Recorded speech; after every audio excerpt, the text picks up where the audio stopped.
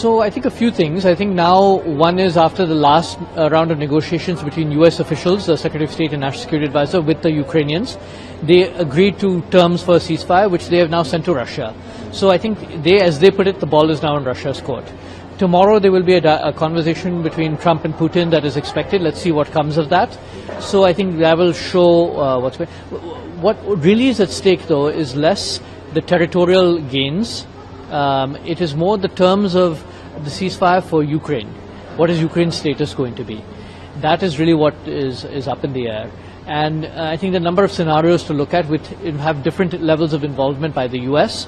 We're expecting less involvement by the US, but the question really is how much the other European countries support Ukraine going forward, and how much of that is deemed acceptable for Russia for a ceasefire. Saudi Arabia has played the main role as the intermediary. They've had the venue for the conversations, for the dialogue.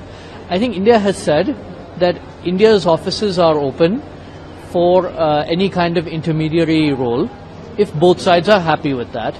And it has been used at various points in time over the past 3 years to pass messages from the US and Ukraine and Europe to Russia and vice versa. And particularly when it comes to resolving specific problems. But I think what the issue that India and a few other countries as well, Turkey, UAE, Saudi Arabia, have said is, if you want us to play a role, we're there.